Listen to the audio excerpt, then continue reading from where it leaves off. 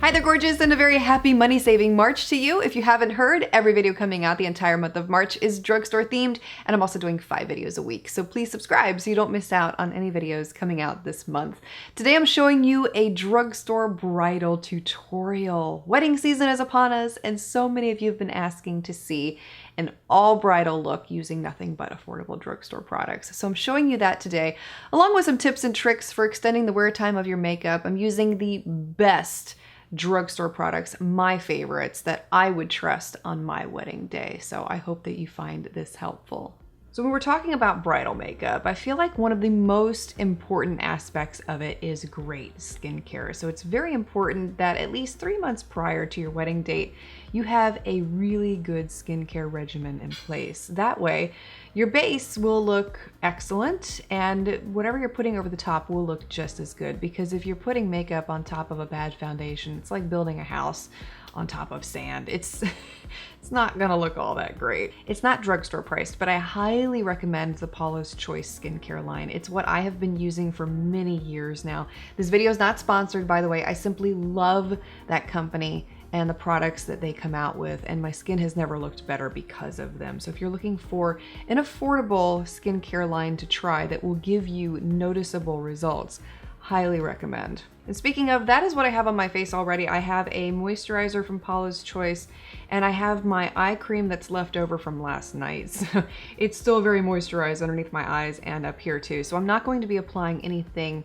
extra at this point, but before you begin your makeup application, you do want to make sure that your skin is hydrated, moisturized, the under eye area especially, because it will make everything last longer. First step I'm going to do here is apply my primers, beginning with my eyeshadow primer. I'm using the one from Milani. Now this is excellent. I have oily skin, oily eyelids especially, and this is one of those primers that will keep everything intact for a long time.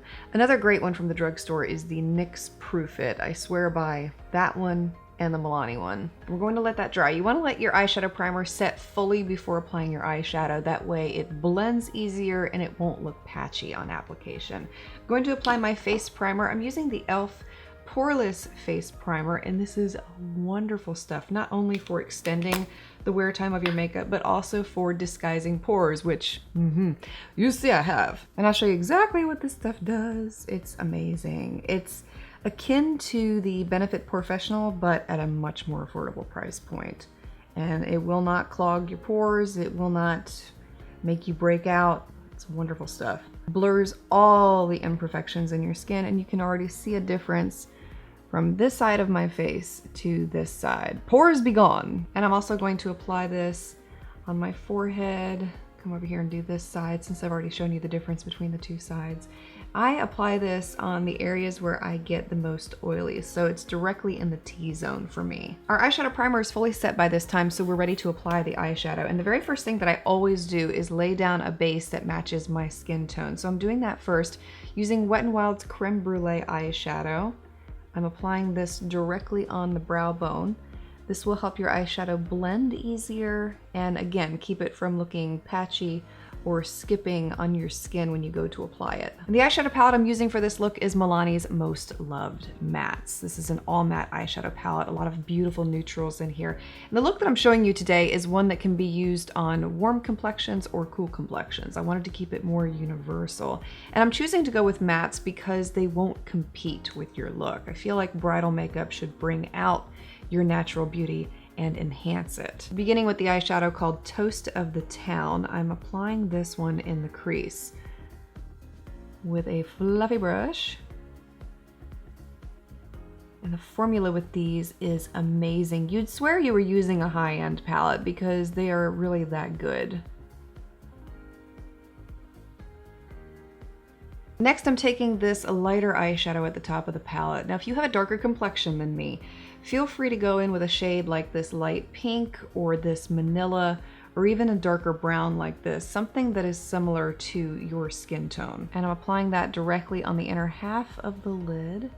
And best advice I can give you if you are doing your own makeup for your wedding day is just practice, practice, practice. I mean, you want to have at least 2 months worth of practice trial runs on yourself and wear it all day to see how the products last on you. I feel like that's the biggest indication as to whether or not it's right for your wedding day. Once you have that eyeshadow applied, go back with the brush that you used to apply your crease color and blend in between that lid color and the crease softly. You don't need much pressure here, so that you get rid of any harsh lines that may exist between the two shades. Last eyeshadow I'm taking from this palette is this deep brown right here at the bottom of the palette. Again, if you're darker than me, feel free to go in with a darker eyeshadow, a black even, if you're a woman of color.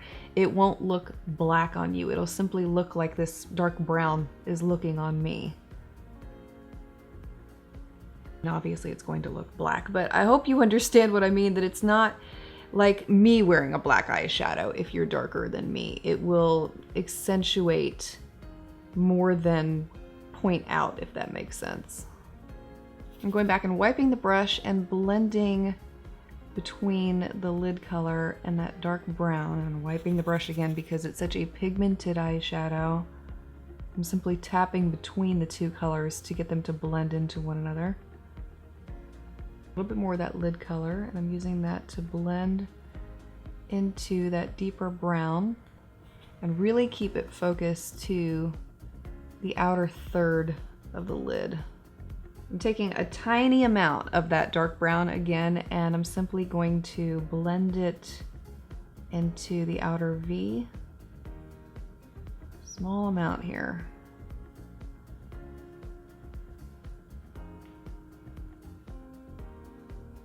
I want to add some subtle definition on the lash line, but I don't want to use a harsh product like a liquid eyeliner or a gel liner. I want to keep it soft. So I'm going in with that same dark brown I used just a few seconds ago, and I'm taking it on a flat brush and using that to line that upper lash line very softly. I'm going to keep this line thin and focused to the lash line. The best mascara I have to recommend, especially for a bride on her wedding day, is the L'Oreal Lash Paradise in the waterproof formula. This stuff will not budge. It is waterproof, humidity proof, cry proof. It's some of the best stuff they have made. I'm adding a pair of false eyelashes, very natural. Once again, these are from my lash line, Inky Minky Lashes. Come on, camera. And these are in the style White Lie. We are sold out of these at the time that I am filming this right now, but I just got shipment notification from my manufacturer that they are coming in this week, so they will be available again. The reason why I love the White Lie pair is because they have a clear band and they're so natural looking. They look like your real lashes, and this is a pair that when I wear them, I always get asked what mascara I'm wearing because they look like they're real, and that's why I named them White Lie. So like I said, if you're interested in these, I'll have them linked for you below. As of the posting date of this video, they're not available, but they will be available this week. And by the way, if you want to try false eyelashes out for your wedding day, but you're not really sure where to start, which ones to choose, how to apply them, etc., I do have a complete beginner's guide video that I did not too long ago. I'll have it linked for you below for those who are interested. Next product I'm using here is from CoverGirl. This is one of their eyebrow pencils in the shade Honey Brown. I love this one because it defines the brows. It gives you stroke-like hairs, and it's amazing. It will last all day. It looks very natural on the brows too. If you have any unwanted tones in your skin that you want to get rid of, now is the point to do that. For me personally, I struggle with redness. I have a little bit of an acne mark right there, so I'm going to show you how I cover that.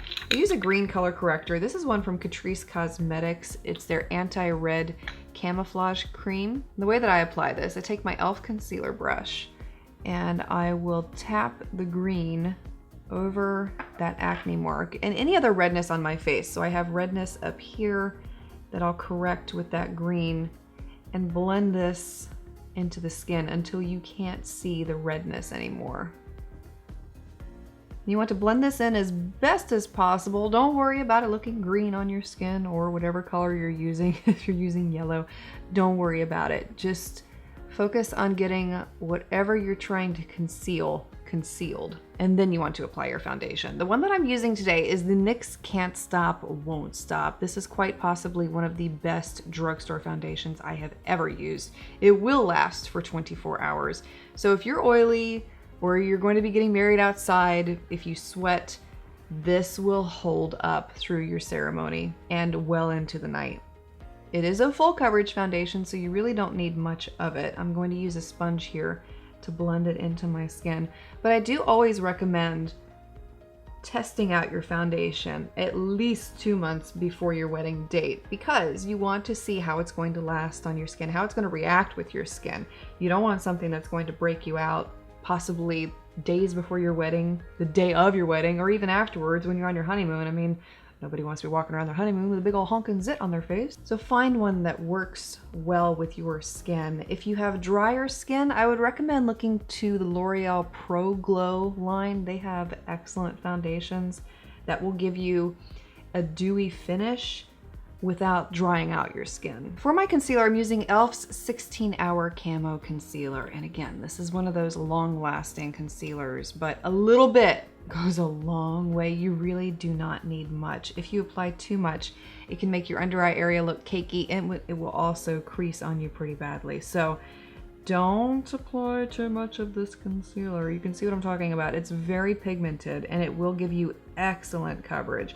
And I do recommend applying it with your finger if you're doing your makeup yourself, because it will help it to mold into your skin and last longer.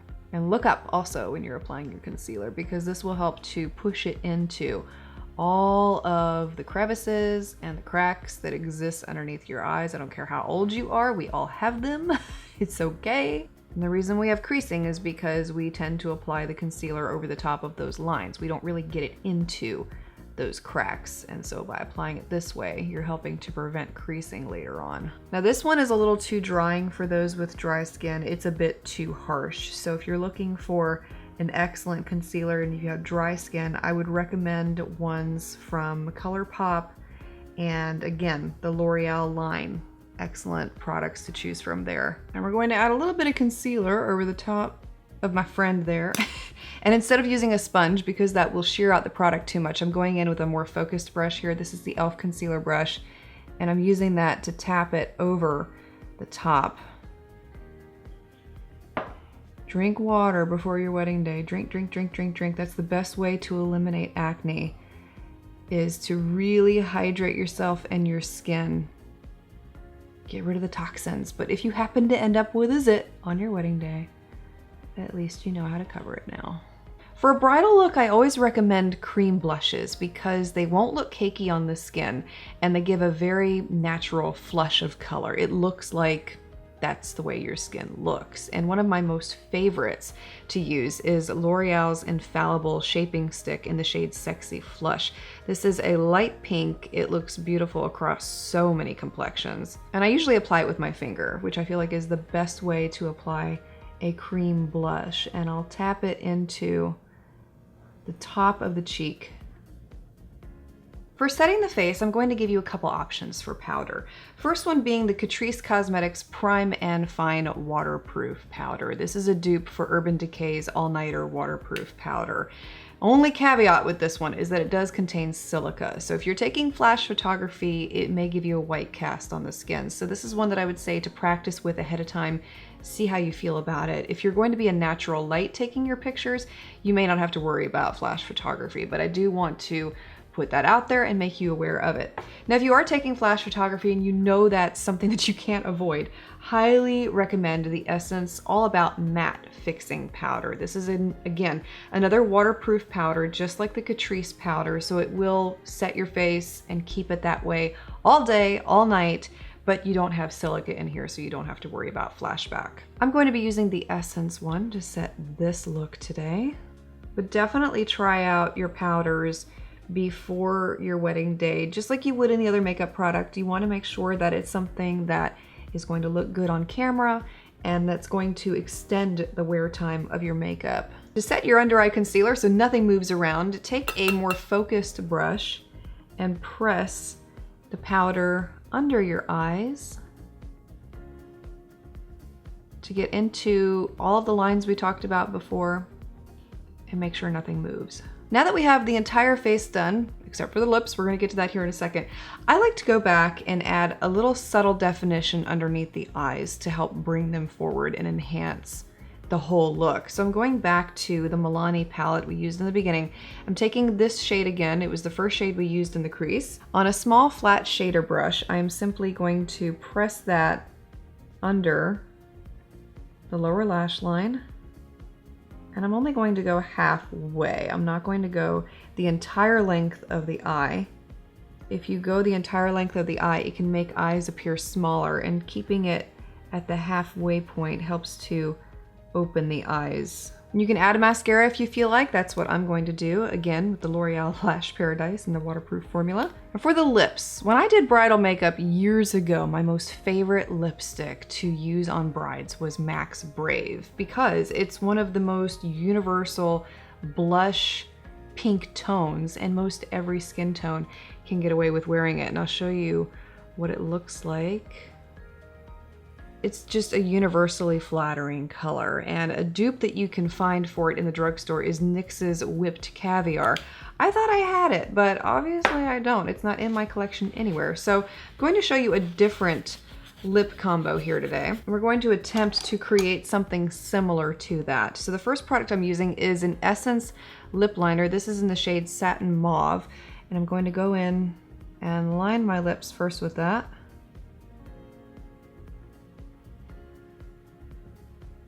And for the lipstick, I'm going in with one of Maybelline's universally flattering shades, and this is Pink for Me. You can leave it just like that, or you can mix it in with another color to create your own custom color, which is what I like to do. So I'm taking Maybelline's Blushing Beige, and I'm going to layer that over the top, and this is a simple nude peach-based color. And you can see what it did there, it just lightened the shade a little bit there.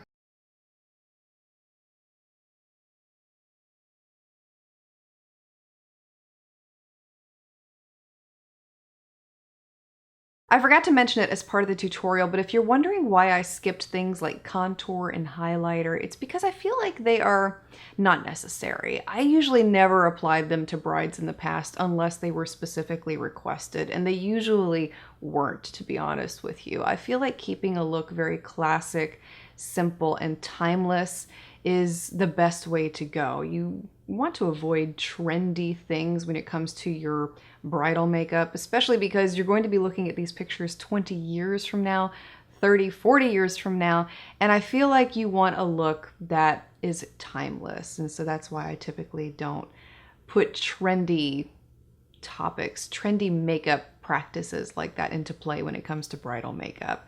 But feel free to make this look your own. I just wanted to give you a base point to work from. There is no right or wrong way to do makeup, so please feel free to experiment, find what works for you, and again, what gives you the most confidence on your wedding day, because after all, it is your day. And even if you're not getting married, this is a great look for every day too. So either way, I hope that you did find this helpful. Please subscribe for more videos like this in the future, and I look forward to seeing you again tomorrow.